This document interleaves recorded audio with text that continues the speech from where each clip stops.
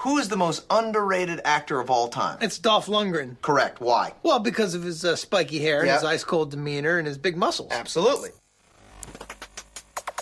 I must break you.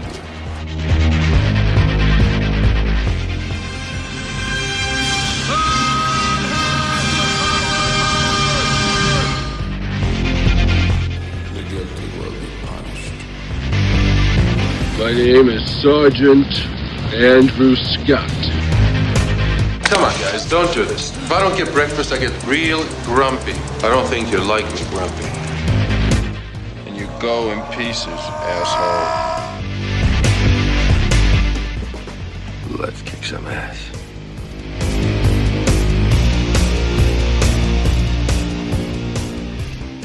Hello and welcome back to I Must Break This Podcast, the fan podcast taking an in-depth look at the cinematic career of Dolph Lundgren. Today we're taking a look at the 2011 fantasy adventure In the Name of the King 2, Two Worlds.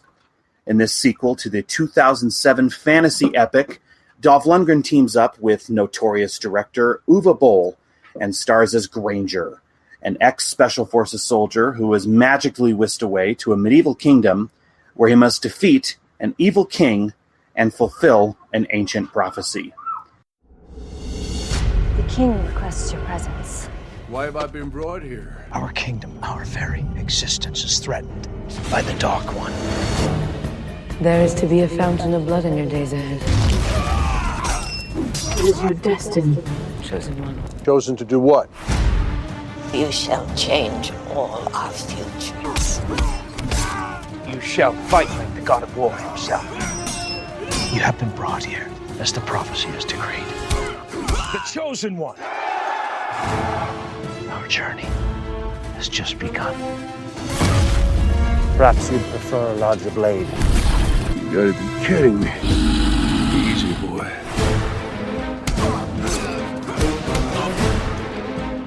We all better get the hell out of here. May the gods shine upon you and bring you home victorious.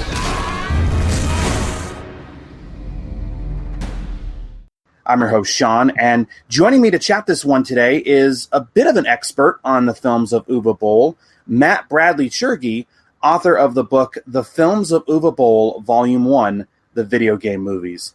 He is also the host of the podcast Sequelcast2 and Friends.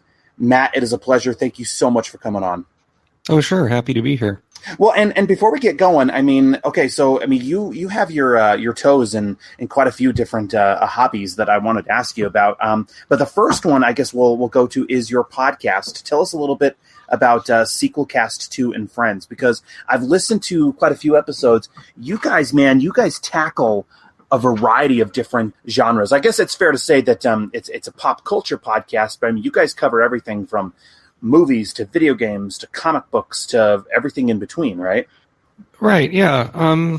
It started originally under the name Sequelcast in 2009, so I've been doing it I'm about like 12 years now, I guess.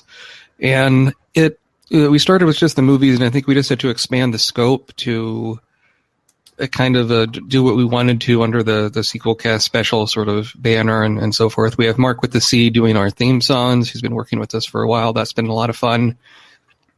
And we've never covered Uwe Boll on the show, oddly enough, which is kind of weird. I always meant to, but then things got in the way.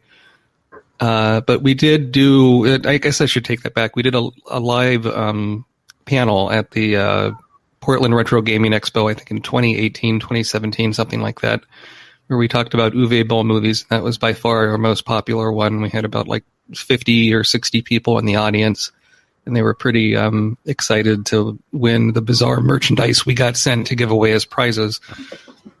Well, and I mean, okay, so that's an excellent segue there, because you wrote the book, Films of Uwe Boll, Volume 1, so I'm assuming obviously you have a Volume 2 and a Volume 3 in the works, but tell us a bit about your book, because I will just say right now, when I started this podcast, I always try and find guests of other podcasts or friends or whoever it may be who I think would be like the perfect fit for the film in which we are talking about. And when you and I got in contact and I picked up your book, it was almost kind of like a given. I mean, it's kind of amazing how the forces kind of align for something like this. But it was like, oh man, I have found the perfect guest for this silly little goofy movie. So tell us a little bit about your book, particularly. I mean, look, we have a lot. I imagine we're going to be saying a lot about Uwe Boll, okay? But he's a guy who I've discovered people either fans, I guess I should say, either really, really like or just despise, like vehemently, just completely despise. And so I guess my first question for you is, what spurred you to write an entire book on his films, particularly his video game-based movies?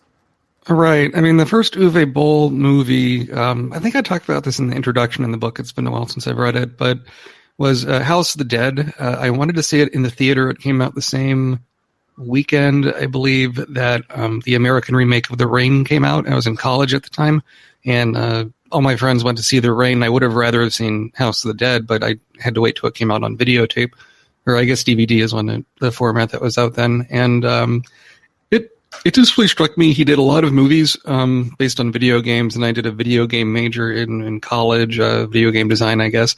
And so it sort of combined some of my interest. And I had the idea for doing a book way back like in 2005, but he hadn't really done that many. I didn't really have a focus. And then eventually down the line, after talking back and forth when Uwe Boll was on Twitter and so forth, that just sort of, I was looking on Amazon and noticed there was no English language book about Uwe Boll, which I found very surprising. And I just thought, well, here we go. So I spent a few $100s on Amazon getting like used copies of the movies. I got a Region 2 UK like DVD player to play some of the German imports of things for volumes 2 and 3, which are still being written, albeit a bit slowly. And I decided the video game movies for volume 1, in that, if I never did a volume 2 or volume 3, I think when people look up Uwe Boll or think about him, it's the video game movies. So I think that was just sort of an easier sell. And I found a small publisher on LinkedIn, and there we go. I think, the way I approached it is so many reviews of Uwe Boll, you mentioned people love him or hate him, and or just so negative, and I decided to try and go positive, and I might have overdone it a bit, but I think trying to put together what was going on in the plot, but kind of things I liked about the performances. And then he has a lot. Uwe Boll, I think, is a complicated man. He has a lot going on in his movies. And he became famous, I think, for maybe the audio commentaries on the DVDs at first. Oh, yes. And people act like House of the Dead is his first movie, but like that's not the case. And kind of like Martin Scorsese with the gangster movies, a lot of what he does is on a variety of topics, and I found that very interesting as well. I've said it before, and I'll echo it again. I think he's a fascinating individual, and you can pick apart his movies, and let's face it, I don't think his movies are amazing or anything, but not only do I find him fascinating, but he is a really keen businessman. Like he knows the market, and he was pretty wise to get out when he did. But he's gone on the record as saying, it looks like his video game based movies are the films that I think got him the most notoriety as well as the most hate. But he's gone on the record saying that he purely did those video game based movies as a means of not only getting his name out there, but acquiring financing to do his passion projects, which were those projects that really don't get talked about or even mentioned for that matter. But those are those projects where, he is making, political and social statements. And I think many can agree that, though those films, like, for example, Attack on Darfur and Stoic and Assault on Wall Street, if you look at those films are so much better made movies than the video game movies. And I would say, while the video game movies are in fact terrible, they were still the sellers, and he was able to generate the interest and the funds based off of the very name alone. And so, case in point, the film that we're talking about today, In the Name of the King 2, when I spoke with him, he flat out admitted, I mean, if you look at the film, I don't think he is entirely invested in this particular film as he is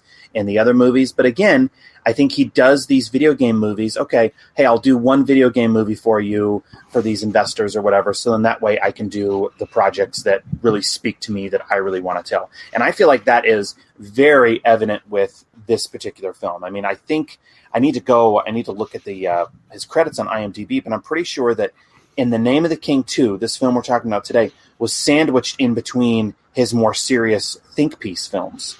Right. I mean, at least based on when it was released, it came after the three movies he was making simultaneously of Blood Rain, The Third Reich, Barbarella, and Auschwitz. And afterwards he did, Assault on Wall Street, and some of the Rampage, Capital Punishment, and President Down. So, yeah, you're right. It's sort of in between all those. And frankly, as he does these movies, the budgets go down. But the budget, at least according to Wikipedia, for In the Name of the King 2 was about $4.5 million.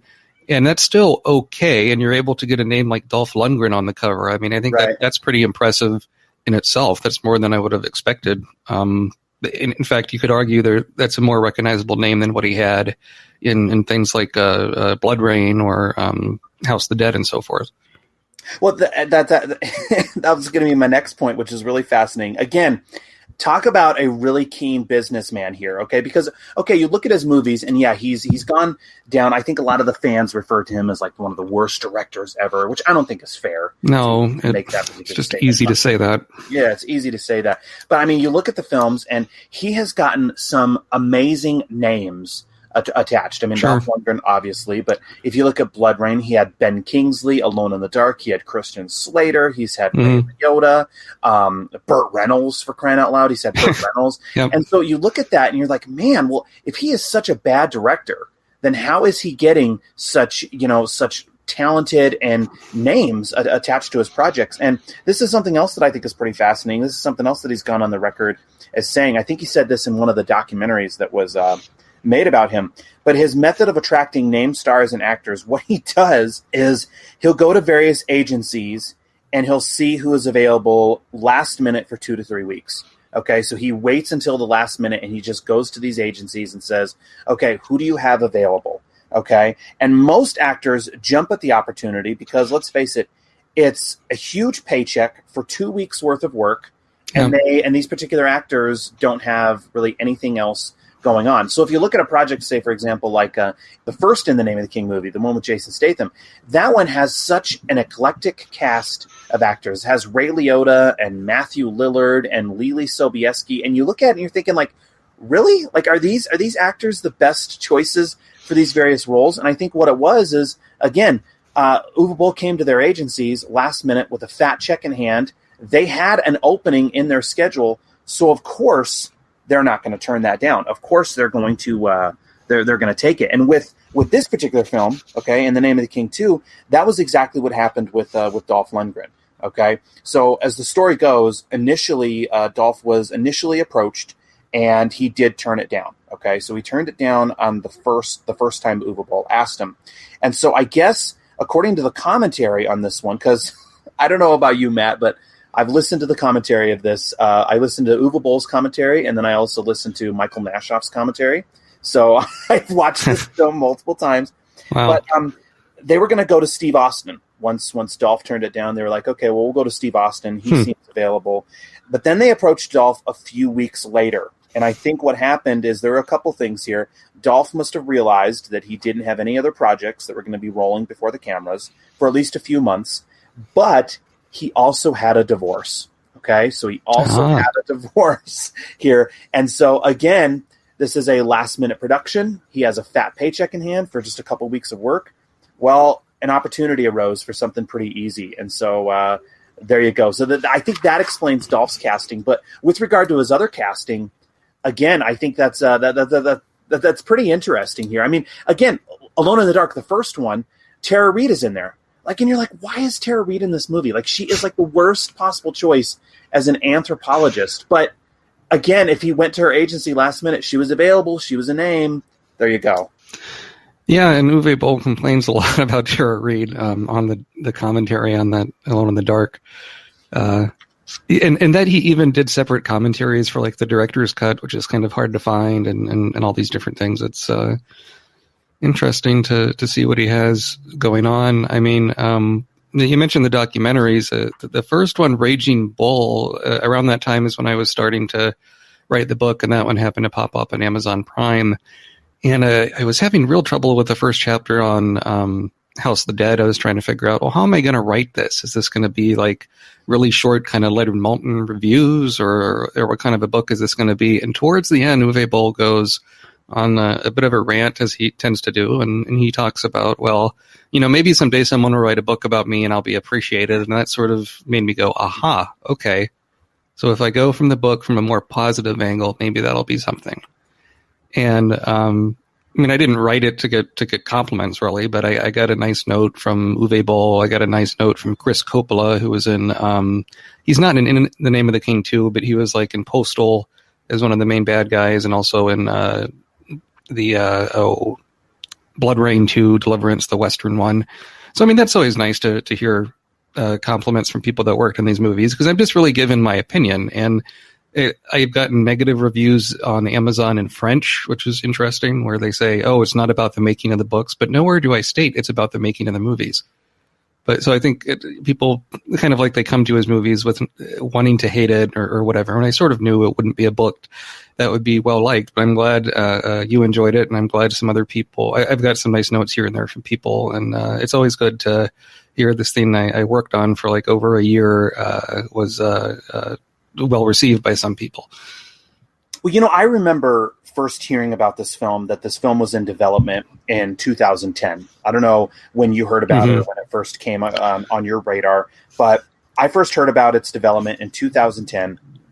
Basically, Uwe Boll was on a podcast, and again, I've found the guy to be a fascinating enigma ever since he first came on the scene and was on everyone's radar, thanks to House of the Dead in 2003. So I had been following the guy, and I remember he's on a podcast, and he was asked what his next project was.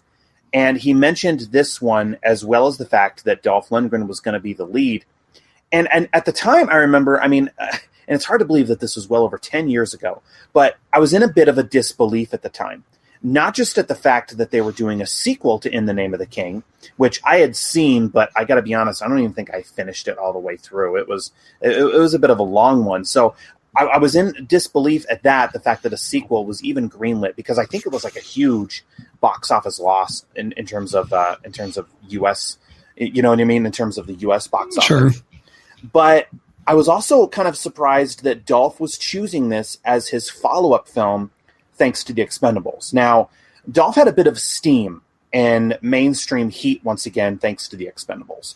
Okay, he was back on the big screen. He was, he was in kind of everyone's, he was in the public consciousness, I guess you can say, once again. So I was thinking, okay, I wasn't really expecting him to be getting tons of, theatrical work again. But I remember at the time thinking like, okay, well, he's going to be getting some more promising projects. And so for the next follow-up film for him to do, for it to be an Uwe Boll film, I remember thinking like, oh boy, is this the best thing? But when you hear what he was going through, okay, I think a lot of times with a lot of these actors, we have to realize that, look, they're working Joes. And in the end, I think their jobs maybe are a little more exciting and flashier than yours and mine. But in the end, they're Joes taking paychecks like you and I do. And here, Dolph is going through a divorce at the moment, like I said. He needed some cash to pay for those lawyers, because divorces aren't cheap. This was a relatively quick and painless shoot, so I think Dolph figured, hey, why not? And as a fan of Dolph, I remember thinking, okay, would I have liked his follow-up to the Expendables to be something else?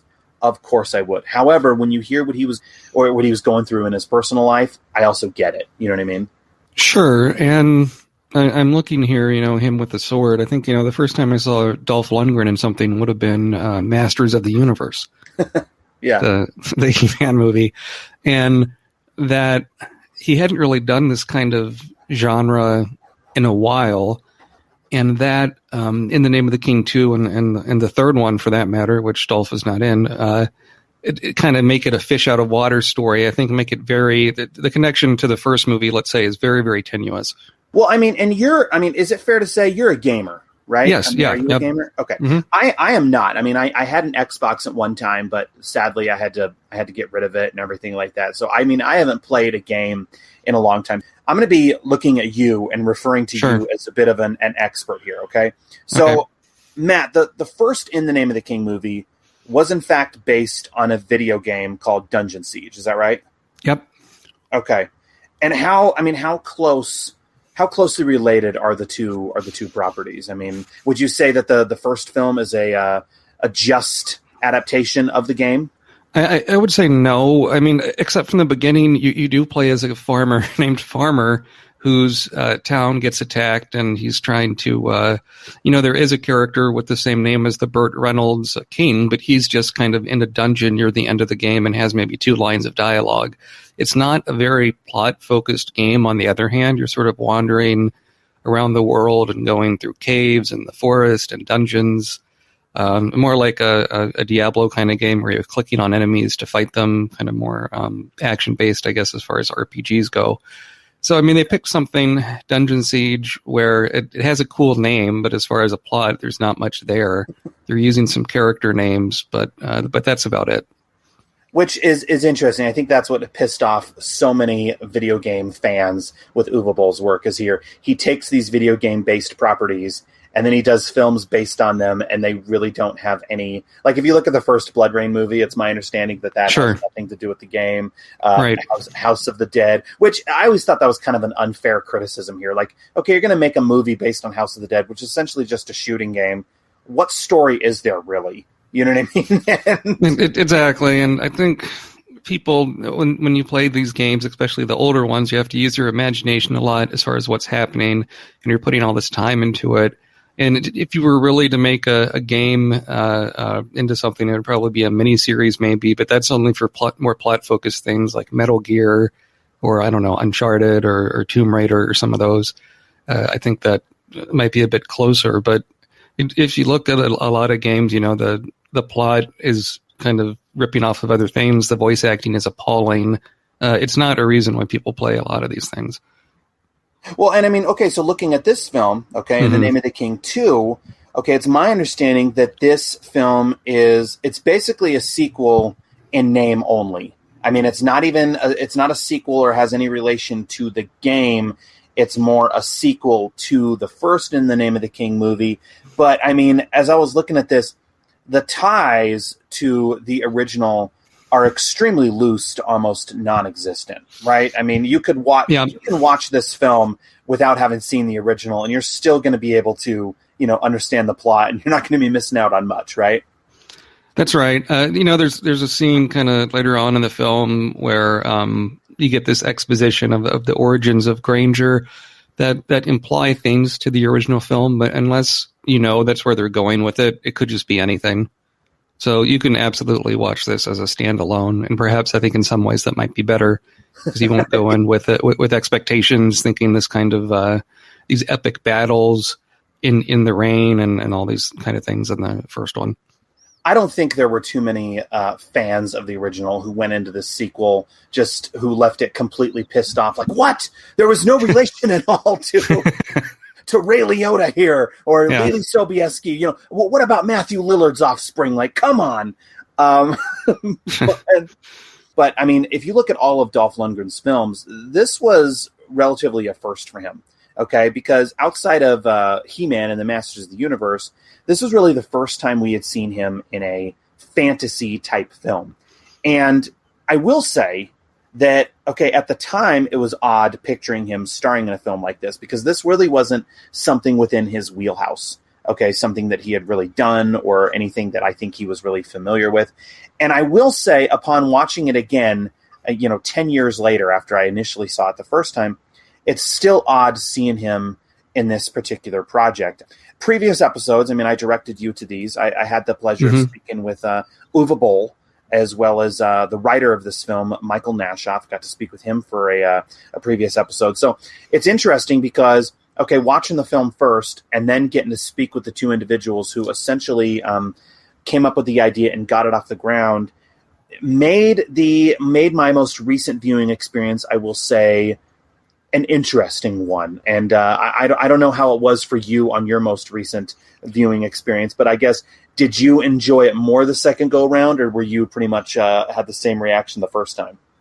I think I enjoyed it more the second go around. Part of it is you're not going, what the hell is happening in here with the story and everything, because it jumps around a little bit with the stuff in the present, the stuff in the past, and kind of the tone. But that's, Uwe Boll's movies aren't really as concerned with plot as some of the others, other directors. But with this, I mean, what I noticed is there is a lot of humor in the script that maybe I didn't pick up the first time around. And to have Dolph Lundgren have, sort of punchlines or making these kind of fish out of water jokes, it doesn't work all the time. And yet, on the other hand, he does some really interesting work where it's just him alone in his office drinking that scotch, doing the monologue about his fallen comrades in battle. I guess what jumped to me is I really would have loved to have seen kind of a scene, it would have been expensive, of course, but when he was in the Special Forces. Right.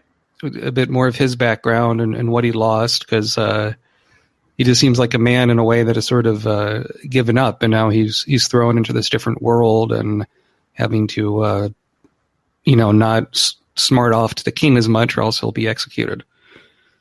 Well, that's something actually that Michael Nashoff echoed to me as well. I mean, that's something that he's mentioned to me, and that's something also that he said in the commentary.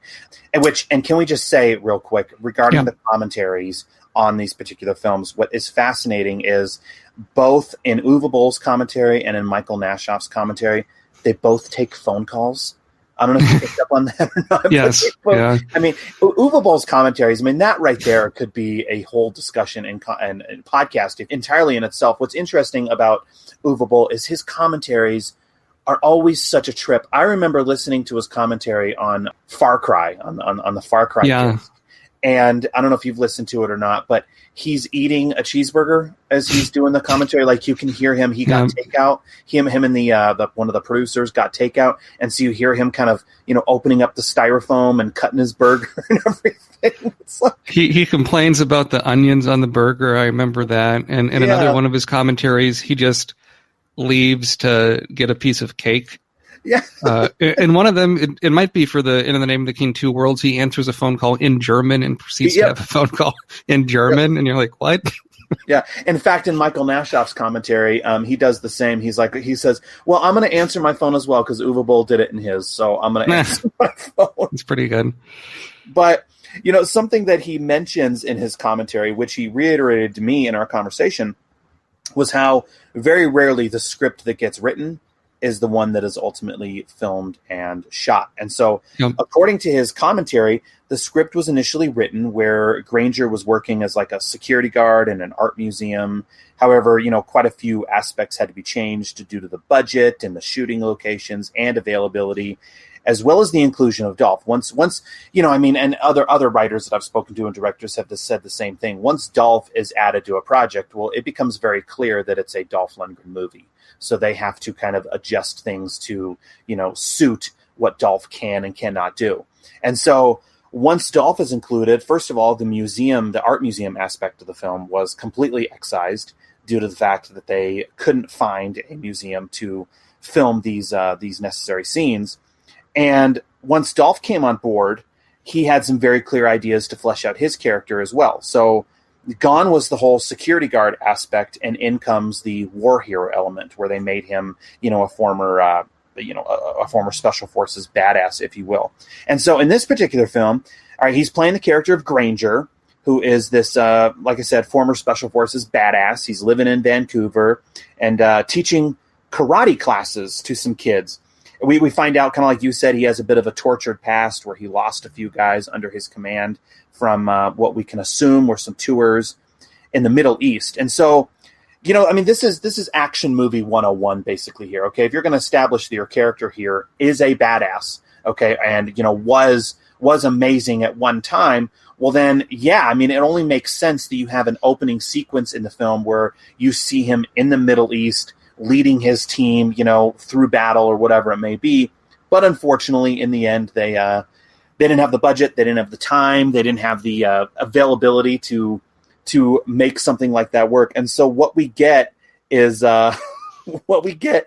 him I guess teaching karate in a to kids in a dojo. I guess that is going to service the need to show that he's a badass. Well, they're going to show him throwing down in front of some kids, basically, right? Yeah, it feels like something out of a Karate Kid sequel. To be frank, and on the other hand, I don't know. I mean, you get to see him with kids gives him a certain sort of warmth. Yeah. He doesn't makes him vulnerable. Yeah, makes him vulnerable. I mean, he doesn't interact with kids when he's transported to the other dimension or whatever where the movie takes place. But it's an unexpected opening, that's for sure.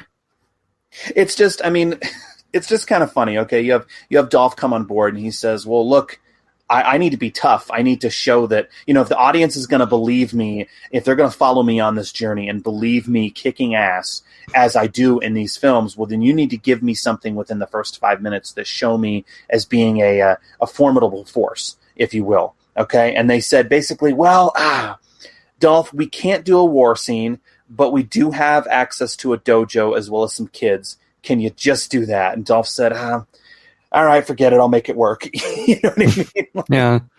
And, I mean, the way the movie opens, too, is a bit unusual. You see a woman being chased. Dolph Lundgren does this voiceover where you don't really know the context about what he's talking about. And then the camera kind of goes up and you see that it's Vancouver, British Columbia. That you think she's in medieval times, but it's in modern day. And that was a cool shot, actually. That reveal. Yeah, that was a good reveal. And it's like, oh, this is something different. Yeah. That was a good reveal. Well, and I mean, I don't know if you picked up on this or not, but, as I was watching it and as I did a little more research for the film. Okay, so Granger, which, by the way, means farmer, which happened to be Jason Statham's name in the Name of the King 1. I don't know if you picked up on that or not. Yep. So those are the ties right there between the two, Matt. Pretty much.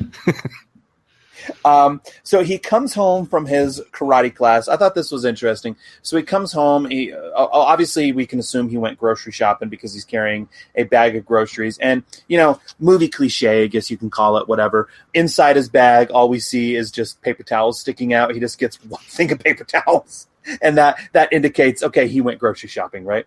Yeah.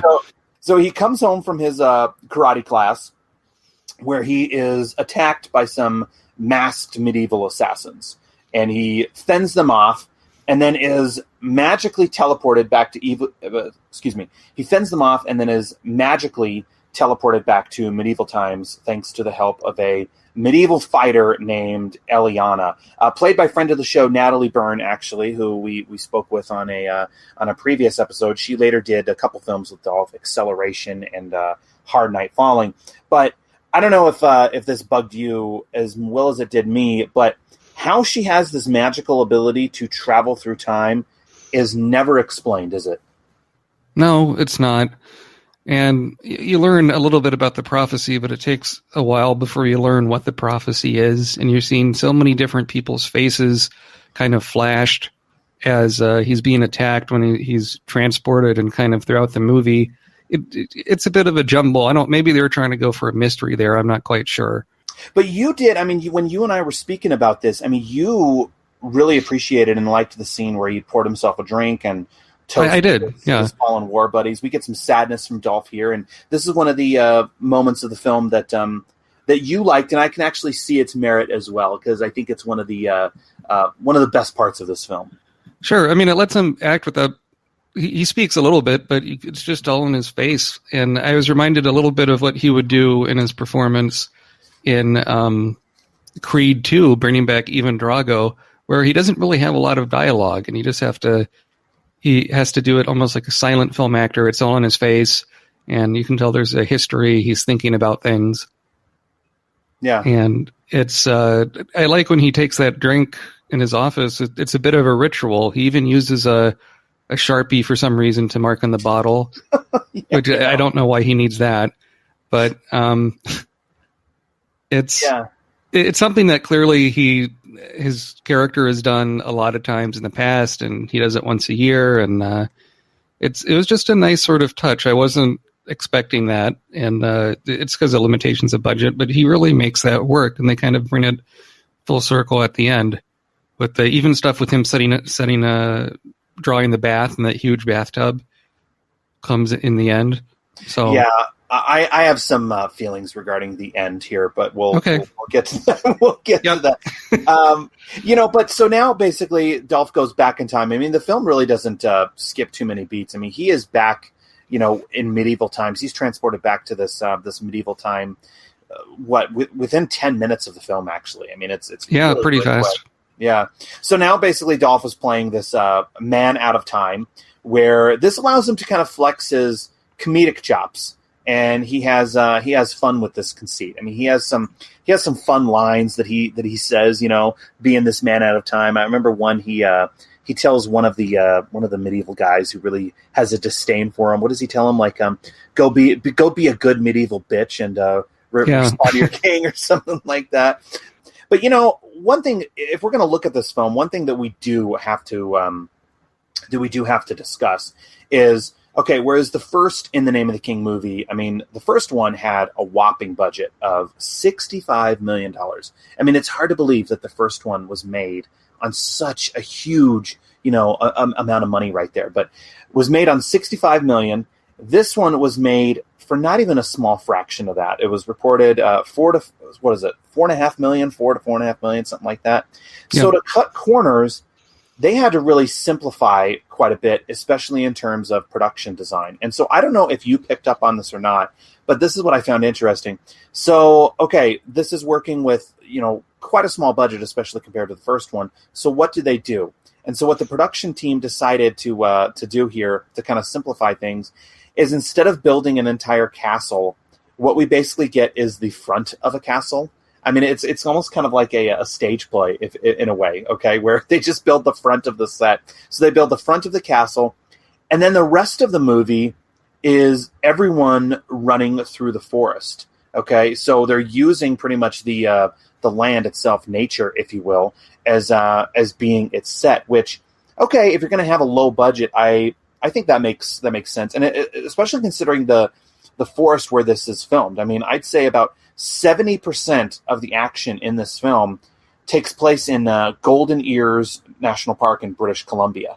And talk about instant production value, because I mean the shots of the forest in this film, I will say, if you want to give some merit to the film, the exterior shots of this forest just looks beautiful. I mean, I have never been here, but I after watching this, I told my wife, like, wouldn't it be cool to go hiking through Golden Ears National Park, because it just looks so majestic and beautiful. And I didn't know this, but this is actually also where the original Rambo movie, First Blood, was also filmed. Oh, how about that? Okay, yeah. No, I mean, you get a lot of good shots of the woods, like you said, and that's interesting about the castle, but it does feel like a Renaissance fair a little bit. There you go. That's the term I was looking for. Yeah, it feels like a Renaissance fair. I mean, everybody who is, and we're going to be getting to the king, the guy who plays Raven. I mean, he feels like he just stepped right out of a Renaissance fair. But yeah, you're right. It does feel like something like that you would, pay $20 to walk around, and you get the front of the castle, and everybody is saying Syrah and whatnot, right? Like, all you're missing is a turkey leg. So. Right, you need the turkey legs. You need people trying to sell $500 suits of chainmail armor. All the kind of cheesy stuff that goes on, right? But it's... I've been to a Renaissance fair. Yes. Sorry, but I've been to a Renaissance fair once in my life, Matt, and it took that one time for me to say, yeah, you know what? I don't need to come to one of these ever again in my life. Like, I don't know if you've ever been to one, but I have. Yeah, I mainly grew up in Georgia, I guess, around Atlanta, and they have one there that's pretty big, and it's just exactly what you think it is. I'm sure it's fun to work at one, maybe if you're dressed up and have to be in character all day, but it's so strange. Like, why is that something that still happens? Like, I could see going to medieval times and you see like a jousting show or something and you get the turkey leg. That makes a little bit more sense to me. It's almost like a fake sporting event. But to walk around in the dust, it's really hot. A lot of people are just wearing like T-shirts and stuff. Like, that really takes you out of a medieval feel. Yeah. There's just not much there compared to, I don't know, like a zoo or a museum or something. Yeah. Anyway, sorry. Well, I mean, so Granger is once he's back in time, he's sent on a mission. Okay, and we find out that he's to fulfill this ancient prophecy and defeat the quote unquote Dark Ones who have ravaged the quote unquote kingdom. I like to put kingdom in quotes actually because it's a really sad looking kingdom. I mean, again, all we get is the front of the castle, and that's the kingdom, Matt. There you go. That's the land. And Granger leads a team into the forests where they engage in multiple sword battles. None of these sword battles in the film really distinguish themselves from one another. It's pretty much just one battle after another. And I don't know if you picked up on this or not, but Dolph really doesn't get to do much in these scenes because he had just come off of a hip surgery.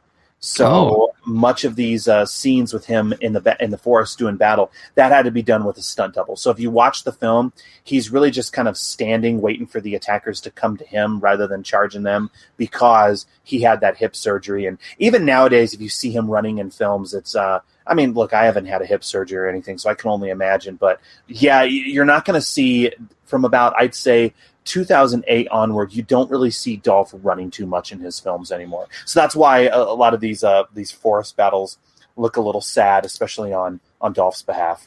No, I think that makes sense. You can see he has some pain as he's moving around in the bed where the woman assassin tries to get him. And I mean, listen, people's bodies as they age get enough ravaged on them. I can't imagine doing action films or is good for the body, to say nothing of like the professional wrestlers and all those guys. Your knees constantly hitting the mat all the time. It's got to take its toll. And but Dolph gets through it. He's kept himself in shape. And I like what you said about the humor in this. We both touched on it a little bit. It gives him something to do with the dialogue. It gives him a bit of an attitude, because otherwise, if he didn't have the humor, what would you have to his character, really? Well, and I will say, I mean, okay, when you hear what was going on with this particular film, I mean, okay, the production is, is working with what they have, but the production is also pretty rushed at times, I feel. And it's also pretty evident that Michael Nashoff's script was altered in many scenes. So one scene that, I don't know how you felt about it or not, but one scene that I felt just came off as awkward is where Nastasia Maltz's character, Manhattan, we haven't really talked about her, but this is the character who Dolph's Granger character is going to be teaming up with on his adventure. But there's a scene where she basically offers herself to Granger, and yes. What does she say? She wants to sleep with him since they're going to be going into battle the next day, and she doesn't want to die unfulfilled. And so, okay, what we see... What's so funny here is, okay, she, crawls into bed with him or whatever, and then the camera cuts away. We can assume they sleep together, but then in the next scene, Dolph is still fully clothed. Like, it's kind of like... Yeah, she's on top of him fully clothed and kind of shakes the dress around. But you see almost an identical, awkward lovemaking scene, if that's what it's supposed to be, in Guillermo del Toro's Crimson Peak. Has a similar romance scene that just doesn't make a lot of sense. And I think, maybe Uwe wanted nudity and she wouldn't do it or something. I mean, because Natasha... He said that before, too. Like, didn't he want nudity from Tara Reid and she didn't want to do it, and that pissed him off? Correct. And with Natasha, Malta, she was the part of Blood Rain and Blood Rain 2 and 3. He wanted her to do nudity in Blood Rain 2. She wouldn't do it, but she does it in Blood Rain 3. And in Blood Rain 3, I mean, I think she does a better performance as Rain compared to the second one. The third one's the one in Nazi Germany. But anyhow, yeah, in this movie, I think she's okay. She does an accent that works. They don't quite... It's clear some stuff was maybe cut because her character kind of goes in and out, is gone for big sections of the movie.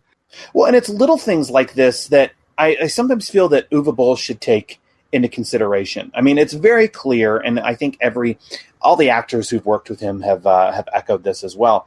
But I mean, he likes to shoot quick. I mean, he does like a lot of kind of guerrilla filmmaking, if you will, where he just likes to shoot fast, move on, get to the next scene. And so similar to Ed Wood, which, again, I don't really think is that fair of a comparison. Uwe Boll gets kind of picked as being the Ed Wood for the next generation, even though I think that Uwe Boll is much better than Ed Wood. But I get the vibe, and I don't know if you've picked up on this or not either, but I get the vibe a lot of times that with Uwe Boll, it's pretty much 1 to 2 takes and moving on. Like, you know what I mean? Like, he just wants to get it in the can.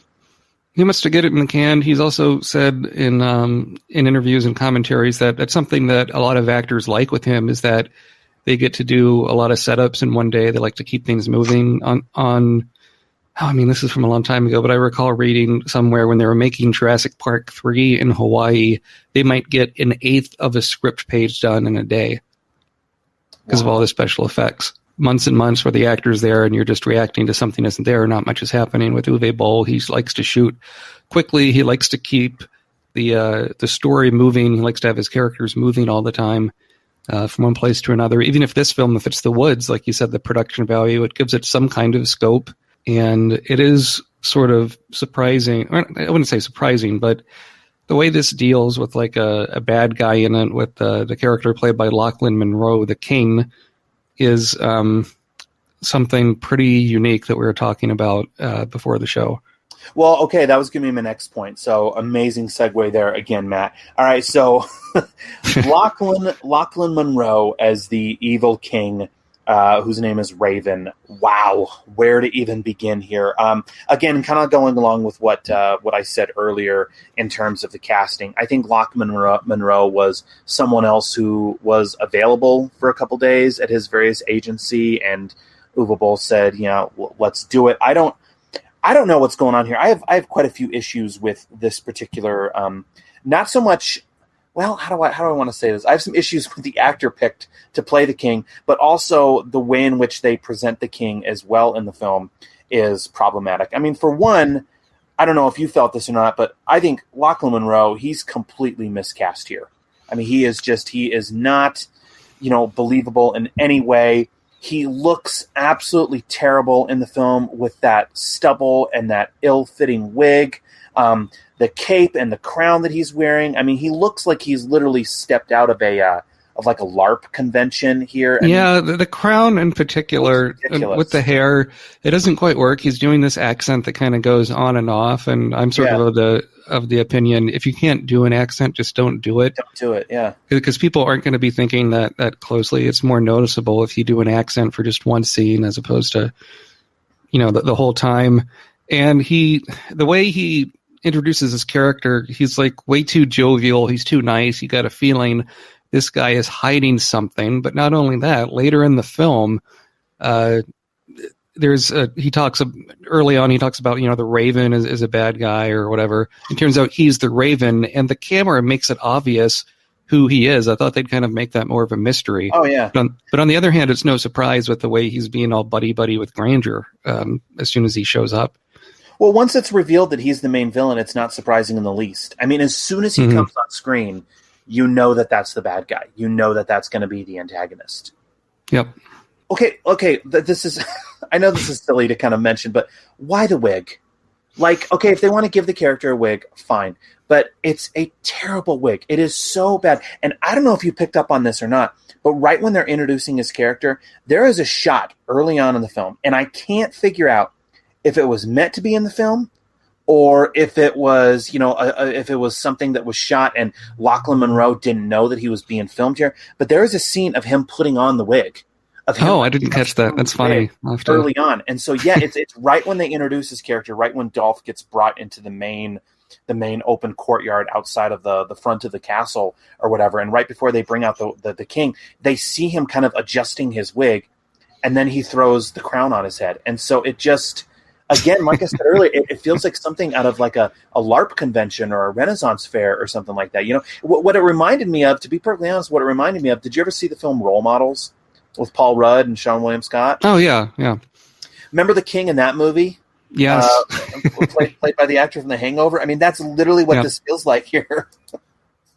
No, I mean, it does feel more like something out of Saturday Night Live or Mad TV or something. It gets it on a bad foot, and then when it turns out he's a bad guy, he can't really bring the goods there. They do have the whole thing of him having kind of like these, he wants to poison people, and he has these kind of potions, but it's just not set up very well. I think what's more interesting is you have Granger being told about the prophecy, and it turns out it's all sort of a trap to get him to do these bad things and make him look like the bad guy. I thought that was mildly interesting, but they speed things along so fast, like you don't really get much of a sense of what's happening. I would love to read the original script. I'm sure it's a lot more cohesive. And I think Michael Nashoff would echo that as well. Michael Nashoff actually also wrote the script. You mentioned it earlier, but he also did the script for Blood Rain 3, Third Reich. Yep. So he admitted that to me as well when we were talking that, look, what was shot was not what was originally intended. There were quite a few scenes in there that were not in his script, and he was kind of thinking like, look, narratively, this doesn't make a heck of a lot of sense here. Like, are you sure you want to do it? But again, it's Uwe Boll who likes to kind of, film on the edge of, at the edge of the seat of his pants or whatever. You know what I mean? So he's got to kind of make do with what they're doing here.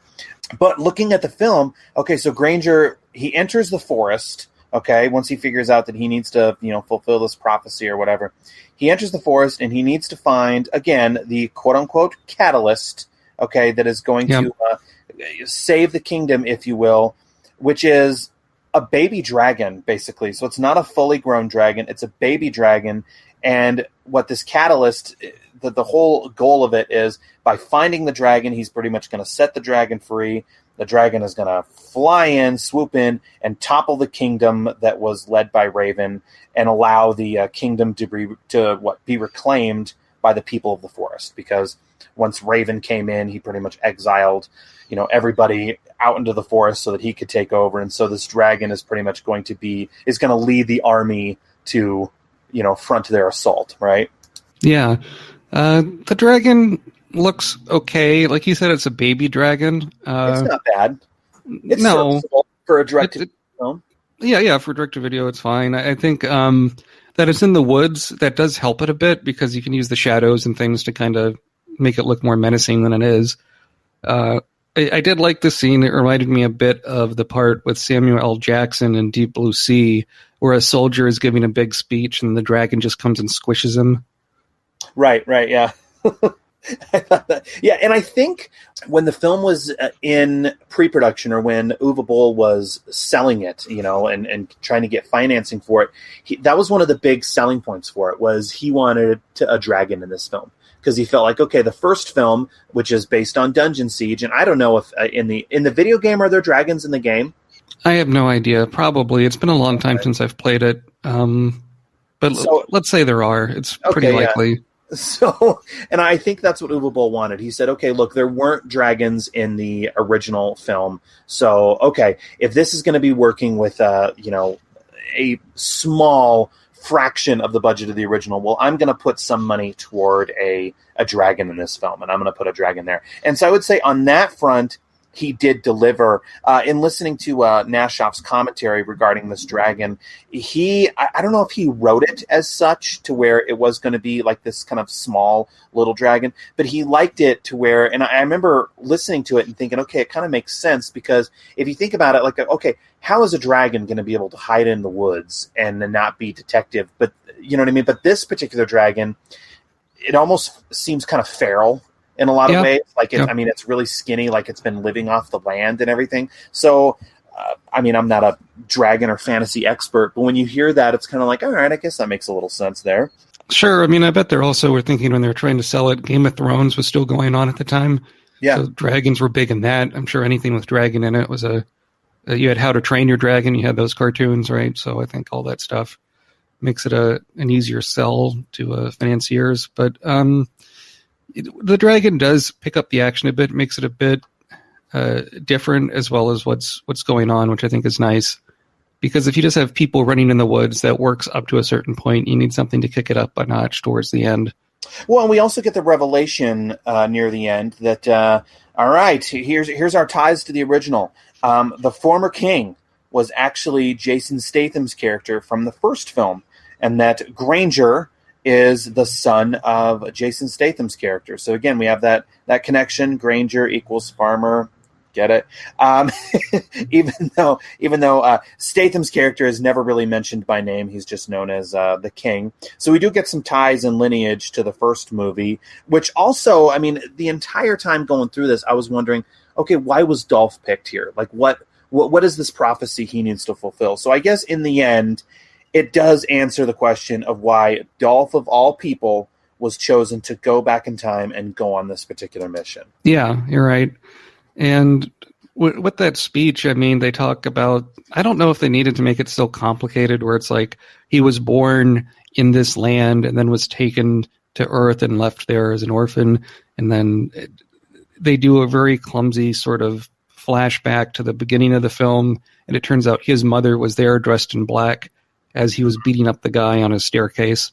Well, and so it turns out, okay, again, not a surprise in the least, but that Raven is the villain of the film, like we said earlier. He's also an expert alchemist, and I found it kind of interesting because they established these as expert alchemist who has all these knowledge of chemicals, but then they see him mixing the chemicals and everything, and he's not really even wearing gloves or anything like that. Like I get that it's medieval times, but it's kind of like, dude, you're messing with like disastrous plagues here, like.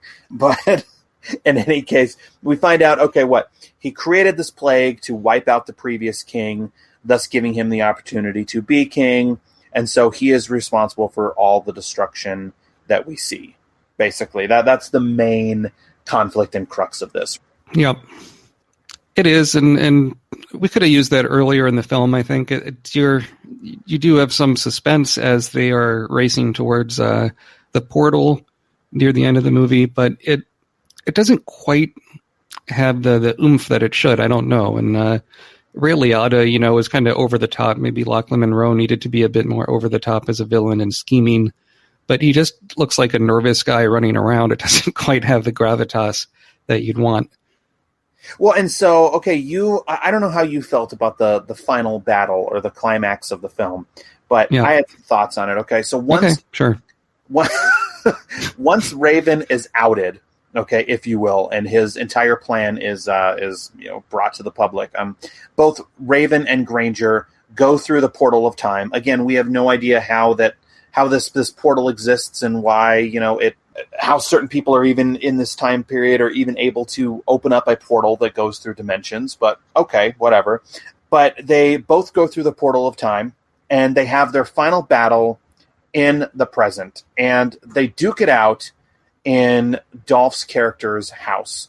Now, I have a few issues with the film, as we've talked about, but I think this is one of my biggest issues with the film, and I don't know how you felt about this or not, but I feel like the final battle between Dolph and the King should have taken place on a mountaintop, okay, in the past, in medieval times, with swords, okay? They had this, they had the availability of that forest where they were filming, so I think they should have found some kind of mountainous area. I mean, there are many scenes where they're on tops of mountains, where they're climbing mountains and whatnot, so I don't understand why a film that takes place in medieval times that should ostensibly have our two leads battling with swords in the past, they decide to bring them in the present and have them fighting in a small little house. Like, it's like, what is this? And they're not even fighting with swords. They're fighting with pots of hands. Like, that's the other issue too. It's almost kind of like, do they know that this is a joke? Like, are they playing a joke on us here if they're going to have Dolph using a pot and pan to, It's quite strange. I think, you mentioned them fighting on a mountain or something. That would have been good. Or even, I don't know. Like, even them fighting with swords, you bring it to the suburban kind of townhouse that he lives in, or urban, I guess I should say, because he's in the city, presumably. And it just feels almost like Home Alone, or maybe something from the Harrison Ford thing, the Tom Clancy Patriot games, where like the guys are invading the house. Like, all of a sudden, it loses the fantasy element, definitely, in that he drowns Raven in this like nice hot bath that he had been setting for himself at the beginning. It's a bit gruesome when we see Raven underwater. I always think those scenes in movies are kind of get to me a bit because I was almost drowned as a kid. But you see these things and it just is not the payoff that you want. You want something epic even if, like, I don't know, maybe somehow, what if they would have had guns in the fantasy setting and started shooting guns in the woods? Like, that could have been something else. But you're right. This has to be like a budgetary thing. I don't know. Yeah. It just feels like it's being a little bit too clever and too strange for the sake of being strange. It doesn't quite work. It's not adventure. It's the opposite of adventurous. You want to end on a high note, and this doesn't. It's because especially when you see them in the modern day setting, they don't have magic or things to save them. Yeah. Dolph Lundgren could easily take Lochlyn Munroe. Well, I mean, as we talked about earlier, I mean, I get that the film is ridiculous. I mean, obviously. Yes, sure. But it looks absolutely absurd seeing Lochlyn Munroe in his wig and costume, duking it out with Dolph in a kitchen, then in a bathroom, using pots and pans. And like you said already, I mean, so how does Dolph choose to dispatch of this evil king? Well, he drowns him in a bathtub. Okay, now on one hand, if an attacker came into your house, obviously you're going to use whatever resources you have to defend yourself, to dispatch of him. I get that. But on the other hand, I guess in the end what I come back to is, in a film where Dolph is playing a modern-day karate guy who goes back in time to medieval times to take on an evil king, I want to see that. I want to see him throw a roundhouse to the king's head and use a sword to impale him. I don't think in the end, especially considering what they're working with, I don't think what I'm expecting is too much to ask for here, No, throw him out a window. Do something. Yeah. Jeez. Right. It's a bit mystifying. And then I'm thinking, at the end of the movie, if I'm remembering correctly, he goes back to look at the picture of his comrades, and it's like he still has a dead dude in his bathtub. Thank you. Like how's he going to take care of that? How's he going to exactly? How's he going to? Oh God, Matt, that was my next point. So the final scene is just rushed and weird because Dolph drowns this guy in his bathtub. He casually walks away from the dead body that is just lying there. Like you said, how he's going to dispose of this body, let alone explain it, I have no idea. Especially considering, how is he going to explain this? Oh, this guy from a LARP fair came into my house and tried killing me. Sure. And so what he does is he slinks down back at his desk, pours himself another drink, looks to the picture of his war buddies, and he says, "Well, guys, we did it." And I'm thinking to myself, what? Did what exactly? And how would his war buddies be pleased with this? How did he... What did he say? Something like, we won this one. What did he win exactly here? It makes no sense. It's not a good note to end things on. I mean, you could make fun of that first In the Name of the King for having just that ridiculous sequence where it's the two wizards making the swords float and just the floating swords fight each other. But at least that's something. Or the books are holding Jason Statham in place as they're spinning around. That's some kind of a spectacle. You want some build up at the end, even for Dolph Lundgren's sake. He-Man fighting Skeletor. That has some that feels like a sword fight or with the magic. I haven't seen that movie in a while, but it had some stakes going on. But here it just ends on a big pile of nothing. And although I think the drowning, it's a savage way to die, and that's somewhat interesting. In a bathtub, do it. Maybe if you're going to drown him, drown him in the medieval times after you kill him, in the poisoned water or something. Make him eat his own medicine. Kick him off the mountain, have him fall in the river or something, right? Just not a great way to end it. But I think In the Name of the King, Two Worlds, Dolph is doing something different. I think on the more positive note, the comedy is something a bit interesting for him to be doing at this stage in his career. What other film are you going to watch that has Dolph Lundgren doing karate, that has sex scenes with the clothes on, that has him going to a different fantasy land, that has him drowning someone in a bathtub, all in one movie? You're not going to find that anywhere else. Teaming up with the dragon, of course, yeah. Dolph and a dragon. You have the matchup everyone wanted. So I mean, In the Name of the King, Two Worlds, it's a unique sort of movie, and I think you need to go into it with it's not maybe what you're expecting from the cover box or the trailer, But it's something I think that's worth seeing, and there's fun to be had, as long as you don't go expecting it to be like the next Lord of the Rings or Hobbit or something. Well, you and I were talking about it yesterday. They did do another In the Name of the King movie, which is hard to believe. So again, Uwe Boll's investors must have found investment here where they could get their money back, but they decided to do a third one of these movies. It was called In the Name of the King 3, The Last Mission. This one saw Dominic Purcell in the lead. So instead of Dolph Lundgren, they went with Dominic Purcell. And what's interesting is they did the same thing once again, where they did a man out of time goes back in time to medieval times. But I remember, because I did, when I first heard about it, and then when I watched it, I remember thinking, okay, if Dolph was going to do an In the Name of the King sequel with Uwe Boll, this is the one he should have done. Because what they do is Dominic Purcell's character, if I remember correctly, he's like a hitman. He's like a contract killer, right? And I remember thinking to myself, well, that's what they should have had. I would have much rather seen Dolph play a modern-day contract killer who gets whisked away to medieval times than a karate instructor. You know what I mean? For kids. Yeah, not only that, in the third one, not to get too off topic here, or a little bit over time, you have the guy that's making him do his last mission is the same actor that plays the bad guy in the medieval setting, which is sort of interesting. You have kind of a romance in the story. It just seems like a sort of loose remake of the second one, but the pieces tend to fit together a bit better. Well, okay, so here we are at the end. Okay, the moment has come, Matt. I like to do two recommends. So one recommend as a Dolph Lundgren movie, okay, as a Dolph Lundgren vehicle, and then another recommend as a film in general. So, in your opinion, okay, especially from someone who, let's face it, wrote the book on Uwe Boll's films, does In the Name of the King 2, Two Worlds, get a recommend from you on either of these fronts? As a Dolph Lundgren fan, I would say yes, because it's just so strange.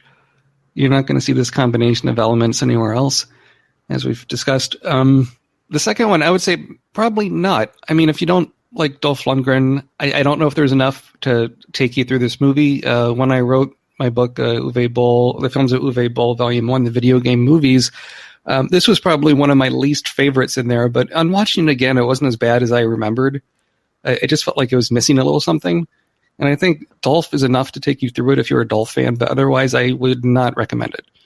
Well, for me, thank you very much, actually. Yeah, because I'm right there with you in a lot of respects. I mean, this one I felt, this is a wild one to not only watch, but to review. I will say this. If the idea of Dolph Lundgren welding a sword and running through a forest and coming face-to-face with a CGI dragon sounds appealing to you, then I'd say go for it. I mean, I've never personally been into the Lord of the Rings movies, so if it wasn't for Dolph Lundgren, I would not have even picked this film out. And I've seen most of Uwe Boll's films, but these kind of fantasy adventures just have never really been my thing. But I will say, knowing that this film was clearly made on a budget, its limitations are glaring at times. And there are moments where it's very clear that Dolph is, he's having fun with what he's been given, but I also think it's tongue-in-cheek, and he's also playing many of these scenes knowing that, he's fully aware of the silliness of the material. For the most part, I think Dolph is clearly going through the motions. I mean, there's many scenes where I think he just seems bored, and he really just wants that paycheck to clear so that he can pay for his divorce attorneys. So for Dolph, I imagine that the movie was a success in that sense because it delivered what he wanted out of it. But to the fans, I will say it's just another tired conceit that we've seen in other films before. Even Uwe Boll, who I respect and, like I said earlier, who I appreciate what he does, I will say even Uwe Boll seems a little tired here with this particular outing. Other than some fun exterior shots of Golden Ears Park, there's really nothing much here else of note to write home about. In the end, it's in the end, I feel it's essentially just a bunch of actors playing LARP or medieval times, and then just filming that entire convention. So definitely, no, I think that's well put. And yeah, I'm curious if Dolph will ever do another sort of fantasy set movie where he's actually fighting with swords. again. They've been trying to do He-Man as a new movie for a long time, and it's never got off the ground, but maybe they'll put him in some kind of a cameo or something. He said, I mean, I think since the Expendables, and I was going to be, I've talked about this on the show before, but since the Expendables and he got divorced and he also moved back to Los Angeles, what that did is that unlocked a lot of doors for him.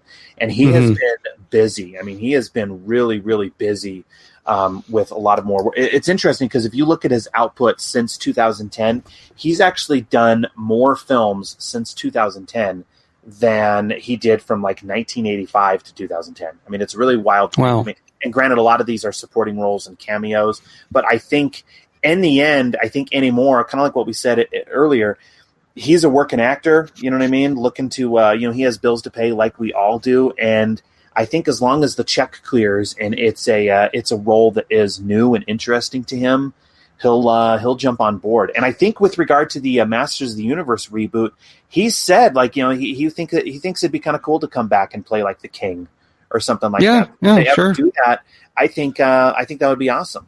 Yeah, all I know that's going on with He-Man right now is they're doing a cartoon of it for Netflix that Kevin Smith of all people is in charge of, which doesn't on the surface doesn't make a lot of sense. But no, me neither. Yeah, but otherwise, I liked Kevin Smith when I was about 16. But you know what happened is I grew up, and his dick and fart humor really didn't grow with me as I became older. So right, I will say this: I've got to see him. I saw him speak live one time after a screening, and if you can get into one of those to see him live, that's sort of fun because he does really well with an audience. Okay, yeah. I think anymore with Kevin Smith, and sorry to go off on this tangent, but I think anymore with Kevin Smith, I think he is amazing in terms of podcasting and live speaking, if you will. But anymore in terms of his directing output, if you will, I haven't seen anything that is really worthy of writing home about. But maybe he still has some juice left in the can to do something worthwhile. But I haven't seen much, in my opinion. All right, and speaking of Uwe Boll, he's apparently filming stuff in Germany right now, so I wonder what that'll end up being. Yeah, he has a documentary I know that he produced on the homeless crisis in Vancouver. So, yeah, I think that should be cool. Well, before I let you go, anything else that you want to plug? I mean, we mentioned Sequelcast. We can find that on iTunes and all the various podcasting apps. Your book. Where can we find that? I know you have a website as well. Yeah, the website might be the easiest place. It's matwbt.com. On Twitter, I'm also there at matwbt.com. The Twitter's kind of all over the place, kind of political sometimes, but there's fun to be had, I think. Also a lot of cat photos, if you like that sort of thing. I have 2 cats and 2 dogs here in Portland, Oregon, so they get exploited on my Twitter. Okay. So that's something. Cute animals, I guess, always work more often than not. I like to take photos of my cat really obvious in the picture and then say spot the kitty. And it's not much of a challenge at all, but people seem to enjoy that. Otherwise, yeah, just go to sequelcast2.com is the main part for the podcast. It's on the Greenlit Podcast Network. We should have some fun stuff coming up. I'm trying to think when this comes out. We'll be looking like at We're wrapping up talking about the Psycho movies, and then soon we'll talk about the 3 Hobbit movies, which a lot of people have negative feelings about. So that'll be interesting to discuss. And so, and you're still at work on the Uwe Boll volumes 2 and 3 books, right? So we can. Yeah. I'll mention something quick about that. Yeah. So, Volume 2 will be the early drama films. Volume 3 will be the later drama films. I think it's just split by the number of movies. Volume 3 will have all the Rampage movies in there. What's interesting with the older stuff, subtitles were never created for those. Specifically, his first film that he co-directed, German Fried Movie, and he did, I think the first film he directed all by himself was Amoklauf, which is only available in Germany, and it might even be banned in some countries. And so to translate it, I had to use like AI-driven online translation to do kind of sloppy English translations. So that's taken, it's part of why it's taken a long time to kind of write about those. But yeah, it'll be interesting talking about movies that aren't video game related, but still Uwe Boll, and try and connect some of the thematic elements. So I'm hoping those will come out later in 2021, if not early in 2022. All right. Well, Matt, this has been an absolute pleasure. Thank you so much for coming on. It was a pleasure talking with you, especially about this silly little movie. And if you're game and if you're willing, I know that Dolph doesn't have any other video game-based movies, but if you're interested, I'd love to have you back on. So yeah, anytime. Let me know. That'd be fun. Thanks. All right, cool. All right. Well, to everyone out there who is listening, please feel free to rate and review the show on iTunes, Stitcher, or wherever else you go to subscribe. We always appreciate the reviews. And we'll see you all next time on I Must Break This Podcast.